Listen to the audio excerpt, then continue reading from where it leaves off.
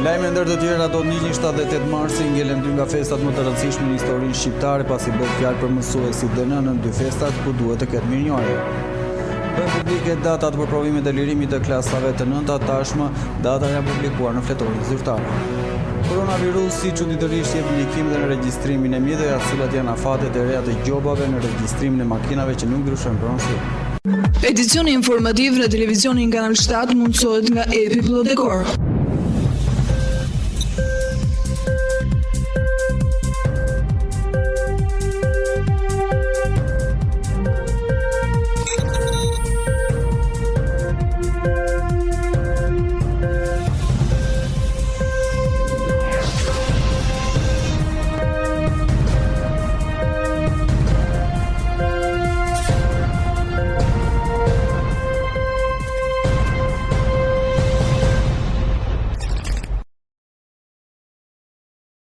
Ju përshëndes të nderuar teleshikues televizionit Kanal 7, jemi në edicionin informativ. 78 marsin ngelet dy nga festat më të rëndësishme në historinë shqiptare pasi bëhet fjalë për mësuesit dhe nënën, dy festa ku duhet të ketë mirënjohje. Televizioni Kanal 7 uron të gjithë mësuesit dhe nëna gëzuar festën. Ja të erdhi përsëri këtë vit 7 dhe 8 marsi, dy prej festave më domethënëse për familjet shqiptare, kudo që punojnë, jetojnë e mësojnë. Dita e 7 marsit festa e mësuesve dhe festa e 8 marsit festa e nënës. Duket sikur nuk është rastësi që këto festa janë njëra pas tjetrës. A ka njerëz më të përkushtuar se sa mësuesi që bëjnë të pamundurën që nxënësit e tyre të trashëgojnë dijen? A ka dashuri më të madhe se dashuria dhe sakrifica e nënës për fëmijët e saj? Nëse mësuesit dhe nënat kanë një jetë që ju shërbejnë fëmijëve të tyre, sot dhe nesër duket se duhet jenë nxënësit dhe fëmijët ata që të tregojnë mirënjohje në thellë dhe dashurinë. Një telefonat nga larg, një kaltorin, një buqet me lule, një fotografi, pak mirënjohje. 7 marsi është ditë e madhe dhe datë e madhe për arsimin në Shqipëri, kudo që ndodhen në trojet etnike shqiptare. Për këtë arsye ja vlen të shkruhet, por edhe të thuhet për këtë ditë të madhe të arsimit shqiptar, nga që arsimi e nxori nga ignoranca dhe padituria kombin ton, i dha dritën e dijes perspektiv popullit. Duke nisur nga ky aspekt, duhet përkujtohet rrugëtimi i arsimit shqip në disa pika të shkurtra, siç është 7 marsi festa e mësuesit, e cila festohet që nga viti 1960. Kjo ditë shënohet me qëllim që të ngrihen lart traditat e shkollës kombëtare, të çmohet figura të nderuara të mësuesit e të gjithë punonjësit të arsimit, roli i cili është i madh në edukimin e brezit të ri. Sot më 7 mars 2020 mbushen 133 vjet nga dita e themelimit të mësujdores së pare shqipe në Korçë, me të cilën u shënua dhe kthesa thelbësore në historinë e popullit shqiptar, veçanërisht në historinë e rilindjes kombëtare shqiptare. Atëherë, drejtori mësuesi i parë në shkollës shqipe në Korçë ishte rilindësi patrioti Pandelis Sotiri. Sot ka shumë emra që duhet kujtohen dhe të nderohen me respekt edhe në Gjirokaster në gjithë Shqipërinë. Mësues që kanë dhënë vërtet kontribut të madh për dijen. Ndërsa 8 marsi, edhe pse në mbar botën, është ditë proteste ku gratë kërkojnë të drejtat e tyre, në Shqipëri është ditë mirënjohje për nënën dhe gruan. Bëhen publike datat për provimet e lirimit për klasat e nënta, tashmë datat janë publikuar në fletorin zyrtar. Prej datës 16 deri në 23 qershor 2020 do zhvillohen provimet kombëtare të arsimit bazë për vitin shkollor 2019-2020. Ditën e djeshme pas botimit në fletorin zyrtare ka hyrë në fuqi udhëzimi numër 3 datës 25 shkurt 2020 për zhvillimin e provimeve kombëtare të arsimit bazë në Republikën e Shqipërisë, viti shkollor 2019-2020 sezoni i parë, që mban firmën e Ministres së Arsimit, Sportit dhe Rinisë, Besa Shahini. Testi i parë që do të nështrohen nxënësit e klasave të nënta është ai gjuhës së huaj për të vjuar me testin e gjuhës shqipe në 19 qershore për të përmbyllur këtë sezonin e parë me provimeve të matematikës në 23 qershor. Në mbështetje të nenit 102 të Kushtatutës së Republikës së Shqipërisë, të nenit 26 dhe nenit 50 të ligjit numër 69 fraksion 2012 për sistemin arsimor parauniversitar në Republikën e Shqipërisë të ndryshuar, udhëzoi provimet kombëtare të arsimit bazë sezoni i parë për vitin shkollor 2019-2020 do të zhvillohen si më poshtë: A. Gjuhë e huaj me 16 qershor 2020, gjuhë shqipe 19 qershor 2020, matematik 23 qershor 2020.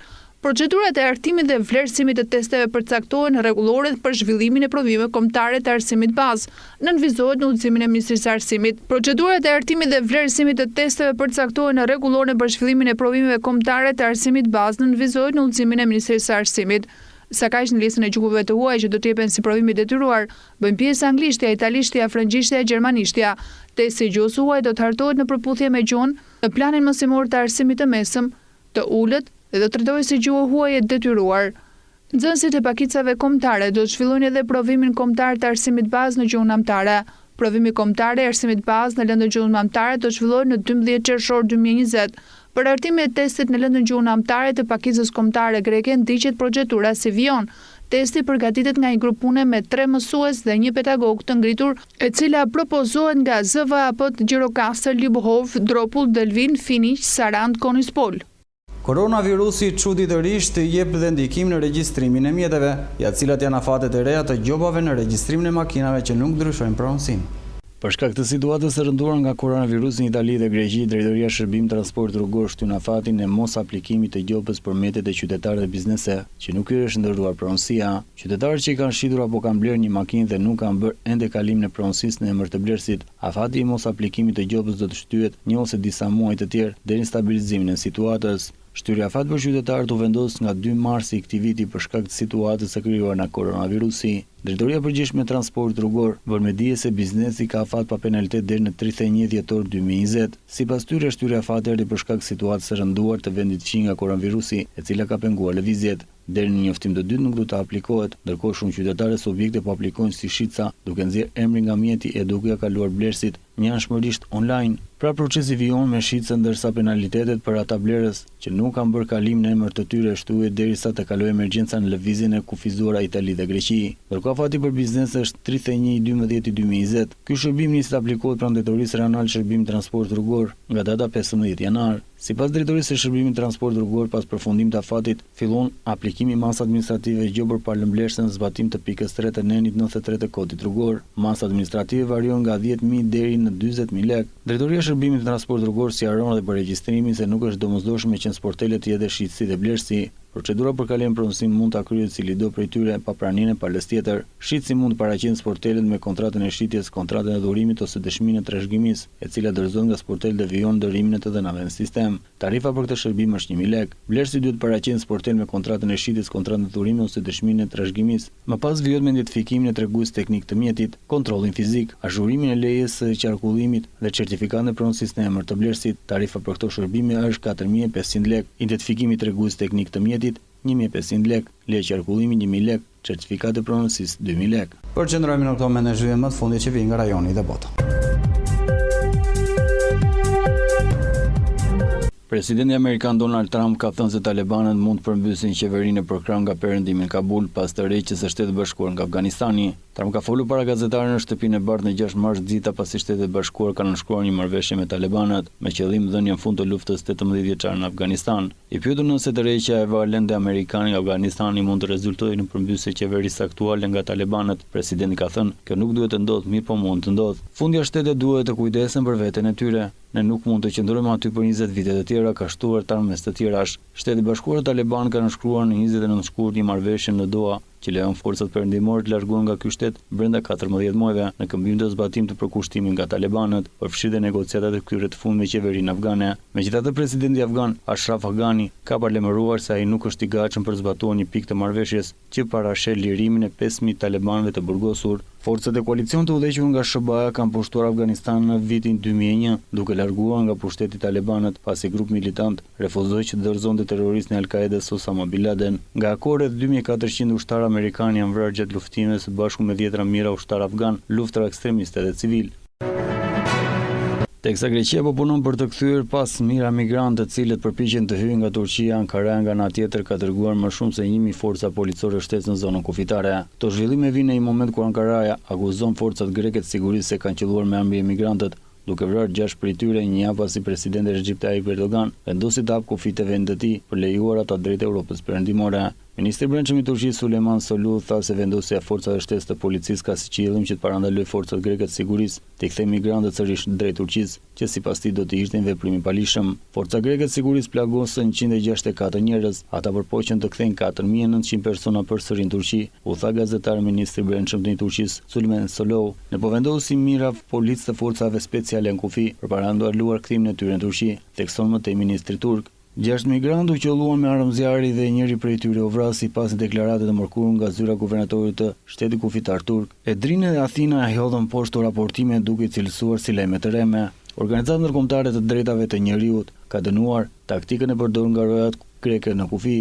Është një pamje shumë shqetësuese se rojat kufitare greke vazhdimisht përdorin gaz lotësisë për larguar turmat e njerëzve, thaj studiuesi i organizatës Amnesty International, Andrej Garden, i cili është ene kufirit turko-grek. Ka njoftuar për plagosin dhe kemi të paktën 3 ambulanca për që po shkojnë drejt kufit, shtoi ai. Rastet e fundit të dhunës ndodhen ndërsa udhëheqësi i Bashkimit Evropian vizituan Greqinë të mërkurën në shenjë solidariteti, duke mbështetur qendrimin e ashpër të Athinës. Presidenti i Komisionit Evropian, Ursula von der Leyen, e cilësoi si mburoja europiane. Këto janë të dhënat më të fundit nga situata e krijuar pas shpërthimit të koronavirus, vdekje prus që kanë mbërthyer më tepër se 85 shtete të botës. Mbi 100.000 numërohen të infektuar. Koronavirusi ka marrë jetën deri tani afro 3.500 njerëz dhe ka infektuar mbi 101.400. Siç raporton CNN, shumica prej tyre regjistrojnë në territorin e Kinës. Rastet në SBA 330 të konfirmuar pozitiv në Shtetet e Bashkuara si regjistrojnë 17 vdekje. 21 të infektuar në anjen e lundrimit Grand Princess, pasagjerët e ekipazhit u shkatërrua ku mësoi se 21 njerëz ishin diagnostikuar me koronavirus në burgun e anjes së tyre të lundrimit, e cila është në karantinë jashtë Bregdetit Kalifornisë. Rastet në Korenë e Jugut rriten me 6700. Seuli njofton sot mbi 480 raste të reja koronavirus duke çuar numrin total në vend 6767 të infektuar përfshirë 46 vdekje. Numri i vdekjeve në Iran, të paktën 124 njerëz kanë vdekur nga koronavirusi në Iran, njofton qeveria këtë të premte me 17 vdekje të reja konfirmuar brenda një dite. Në mes të viktimave ishte një politikan iranian e sapo zgjedhur. Presidenti turk Recep Tayyip Erdogan i ka thënë kancelarit gjerman Angela Merkel të premten që të rregullohet për migrimin mes Turqisë dhe Bashkimit Evropian nuk janë duke funksionuar dhe duhet të rishikohen, ka njoftuar presidenca turke transmeton Reuters. Bashkimi Evropian nuk ka kërkuar të premte migrante në kufirin turk që të mos kalojnë në anën e Greqisë, duke lënë shenja për ofrimin e ndihmës Ankaras, teksa përplasjet mes policisë greke dhe furia-gjatëve kanë hyrë në javën e dytë. Në një bisedë telefonike Erdogan po ashtu i ka thënë kancelares Merkel se marrëveshja për ampushim me Rusinë për rajonin e Idlibit në Siri synon të mbrojtë civilët e trupat turke atje. Turqia javën e kaluar i ka hapur kufit drejt Europës, duke thënë se mund të zbatojë me një marrëveshje të vitit 2016 me BE për të parandaluar hyrjen e migrantëve në Europë. Turqia tashmë strehon 3.7 milionë refugjat sirianë dhe migrantë nga vende të tjera të lindjes së mesme. Në javën e fundit e gati 1 milion sirianë janë ofruar kufirit turk nga provinca e Idlibit dhe Sirisë për shkak të luftimit të arshpër atje mes talibanëve dhe anti-qeverisë së mbështetur nga Turqia dhe forcat qeveritare siriane nga Rusia. Duke në pas zhvillimet nga rajon dhe bota, përqendrohemi sërish me informacion në vend dhe fokusohemi tek fusha e sportit. Luftëtari pret në shtëpi ekipin e Bylisit në një dalje për shtyp trajnerin Irtanovi shpresonte rikthimin tek fitoria. Donaldo Haçka nuk ka dashur të dramatizojë përplasjen me shokun e tij. Çelën pas ndeshjes me Skënderbeun, nuk ka ndodhur asgjë. Të gjitha gjërat janë në rregull. Tashmë të fokusohemi te ndeshja e radhës dhe të punojmë fort këto ditë për të marrë rezultat pozitiv. Asnjë më shumë s'kam për të thënë rreth së çështje e ushprehjes 22 vjeçari Haçka. Kujtojmë se Haçka është zvendës kapiteni i bluezinëve këtë sezon, padyshim nga pikat më të forta të luftëtarit në murin para mbrojtjes. Sulmuesi i luftëtarit Johan Çela ka folur për incidentin pas ndeshjes me Skënderbeun. Ishte e thjeshtë një debat në radhë të lojës, s'ka lidhje me asgjë tjetër. Dhe për më shumë, nuk është se e shoh të udhës për dramatizuar këtë ngjarje pas ndeshjes. Sot nuk u stërvita me grupin, mora mas disiplinor nga trajneri po afat, tha numri 9 i bluezinëve, edhe pse ka marrë pak minuta në këmbë në 25 javë të luajtra. Çela mban firmën e dy gola në fanellën bluzi. Kuksi dhe Tiranën janë dy ekipet që Çela ka ndëshkuar. Pas Grisel Ligës, autori tregora Çela rendit e dytin në listën e golshënuesve të bluezinëve. Për trajnerin Irtanovi dhe të tjerët nuk ka kohë për të humbur. Java 26 për luftëtarin rezervon një tjetër ndeshje të vështirë.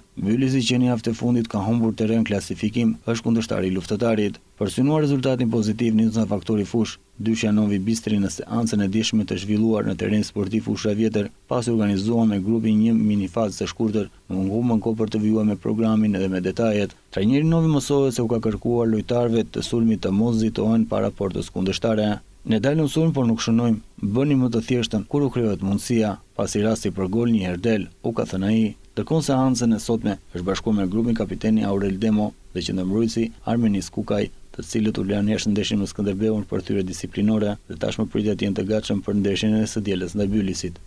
Po normale kemi bërë shumë humbje dhe ndoshta është momenti ideal ndeshja e nesërme me Bylisin për të marrë qoftë edhe një barazim, them se do të na kënaqë, pasi kemi shumë kohë që nuk po arrim të shijojmë qoftë edhe një barazim. Po situata ka qenë e qetë, ekipi ka punuar në këto 2-3 ditë normal. Incidentet të kësaj natyre në futboll ndodhin shpesh. Ky ishte një incident ndoshta tek ky incident ka ndikuar mosha e re dhe eksperienca tek këta futbollistë. Shqetësimi i madh për ndeshjen e nesërme janë 2 mungesat kryesore të Dushkajt dhe Dragoshit, të cilët janë të dëmtuar. Unë kam thënë dhe herë të tjera, në ekip kam 25 futbollista, diferencat e tyre nuk janë të mëdha nga njëri tjetri. Ata lojtarë që punojnë gjatë gjithë javës, që japin maksimumin dhe djersin, ata lojtarë do të lozin në formacion ditën e ndeshjes. Nuk e kanë vendosur akoma formacionin për ditën e nesërme.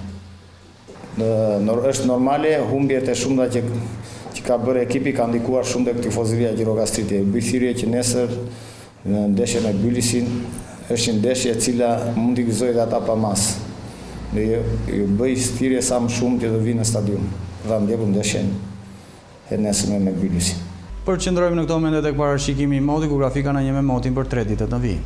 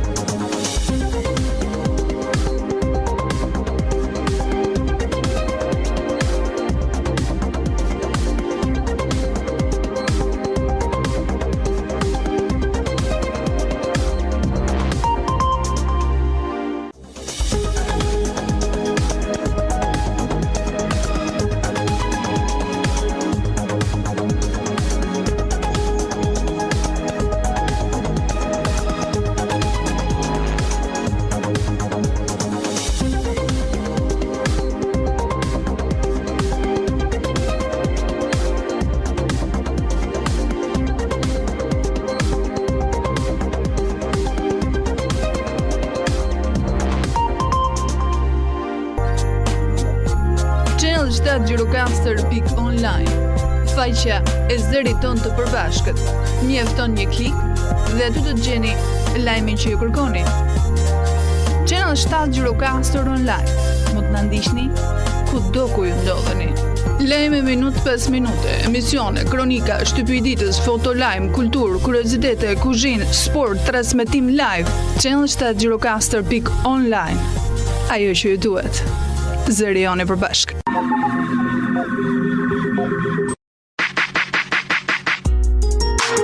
Me parashikimin e motit kemi mbyllur këtë edicion informativ në shoqërinë e programit Vim bashkë mirupafshim. Edicioni informativ në televizionin Kanal 7 mundësohet nga Epi Plot Dekor.